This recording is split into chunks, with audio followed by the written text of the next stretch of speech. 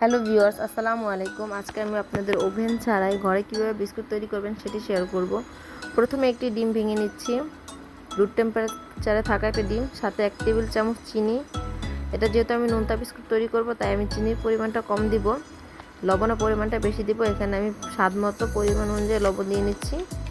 আপনারা যে যার স্বাদ অনুযায়ী লবণটা দিয়ে নেবেন। এখন লবণটাকে ডিমের সাথে ভালো করে মিক্স করে নিব যতক্ষণ না পর্যন্ত চিনিটা গলে যায়। চিনিটা গলে যাওয়ার পর আমি এখানে 1 কাপ পরিমাণ তেল ঢেলে নেব। তেলটাকে ভালো করে এখন মিক্স করব যতক্ষণ না পর্যন্ত খুব সুন্দর ঘন একটা বেটার তৈরি হয়। এটা অনবরতই হাত দিয়ে নাড়তে হবে। এখন বেটারটা তৈরি হওয়ার পর এরকম একটা ঘন একটা টেক্সচার চলে আসবে। টেক্সচার চলে আসার পর আমি এখানে প্রথমে 1 কাপ পরিমাণ ময়দা ঢেলে নিচ্ছি। এখানে বিস্কুট অবশ্যই ময়দা দিয়ে আপনারা করবেন, আটা দিয়ে করতে যাবেন না। আটা দিয়ে করলে বিস্কুটটা হবে না, ময়দা দিয়ে করতে হবে। সাথে আমি কিছু কালো জিরা দিয়ে নিচ্ছি স্বাদ বাড়ানোর জন্য। এখানে 1 টেবিল চামচ বেকিং পাউডার দিয়ে নিচ্ছি। এখন হাত দিয়ে ময়দাগুলোকে ভালো করে মিক্স করে নেব। এখানে আমার আরও আধা কাপ পরিমাণের মতো ময়দা লাগবে। আমি আরও আধা কাপ পরিমাণের মতো ময়দাটা দিয়ে নিচ্ছি। এখন হাত দিয়ে খুব সুন্দর একটা ডো তৈরি করে ফেলবো। আস্তে আস্তে মথতে হবে। এখানে কোনো পরিমাণ মনে রাখবেন, কোনো পরিমাণ পানি দেওয়া যাবে না। পানি ছাড়াই ডোটাকে খুব সুন্দর করে তৈরি করতে হবে। ডোটা ভালো করে মথার পর আমি এক সাইডে রেখে দেবো 20 থেকে 30 মিনিটের জন্য। 20 থেকে 30 মিনিট পর চলে আসছি, এসে আপনাদেরকে দেখাচ্ছি এটা কীভাবে আপনারা একটা বিস্কুট তৈরি করবেন। এখন আমি একটা পলি ব্যাগের ভিতরে এটাকে ভরে আমি বেলুন দিয়ে আস্তে আস্তে বেলে নিচ্ছি, যাতে এটা বেলুনের গায়ে লেগে না থাকে। আমি হালকা একটু বেলে তারপর পলি ব্যাগ থেকে এটাকে বের করে নিচ্ছি। চারকোনাটা হালকা হালকা ফেটে যাবে, সমস্যা নেই।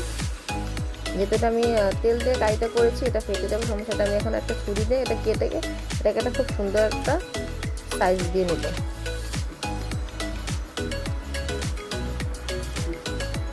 আমি একটা ছুরি দিয়ে এটাকে সুন্দর পিস পিস করে কেটে নিচ্ছি। একটা বিস্কুটের সাইজ দিয়ে নিচ্ছি। আমি একটা ডিজাইন করে নিচ্ছি ছুরি দিয়ে। এটা গায়ে হালকা হালকা একটু চাপ দিয়ে নিচ্ছি যাতে সুন্দর একটা ডিজাইন চলে আসে। আমরা যেরকম নোনতা বিস্কুটটা খাই সেরকম একটা ডিজাইন চলে আসবে। প্রত্যেকটা বিস্কুট আমি এভাবে হালকা হালকা ছুরি দিয়ে হালকা হালকা দাগ কেটে নিচ্ছি। এটা দেখতে সৌন্দর্যের জন্য। এখন বাকি বিস্কুটের গায়েগুলো আমি হাত দিয়ে মুঠে একটা গায়ে করে নিচ্ছি। এখন এটাকে আমি একটা স্টিলের প্লেটে তেল ব্রাশ করে এটাকে চুলায় বসিয়ে দিলাম। আমি চুলাতে একটা পাতিল 10 মিনিটের জন্য হাইট করে নিয়েছি। এখন এটার ভিতর ঢাকনা দিয়ে আমি প্লেটটাকে ঢেকে দিচ্ছি 20 থেকে 30 মিনিটের জন্য। আমি 30 মিনিট পর চলে আসলাম। দেখেন আমার বিস্কুটটা কত সুন্দর হয়েছে, কালারটা খুব সুন্দর ব্রাউন কালার চলে এসেছে। এখন আমি এটাকে নামিয়ে আপনাদেরকে দেখাচ্ছি। এটা এখনও অনেক গরম, আমি গরম অবস্থা আপনাদের দেখাচ্ছি। দেখেন উল্টো পিসটা কত সুন্দর হয়েছে, একদম ঠিক ওভেনের মতো। উপরে কালারটা সুন্দর হয়েছে, নিচের কালারটা খুব সুন্দর। আমি একটা বিস্কুট আপনাদেরকে ভেঙে দেখাচ্ছি কতটা সুন্দর সফট হয়েছে। দেখেন আমি ভেঙে দেখাচ্ছি, এটা অনেক গরম, হাত দিয়ে ধরা যাচ্ছে না, আমি তাও ভেঙে দেখাচ্ছি। দেখেন কত সুন্দর ফুলেছে আমার বিস্কুটটা। আমার ভিডিও যদি ভালো লেগে থাকে লাইক কমেন্ট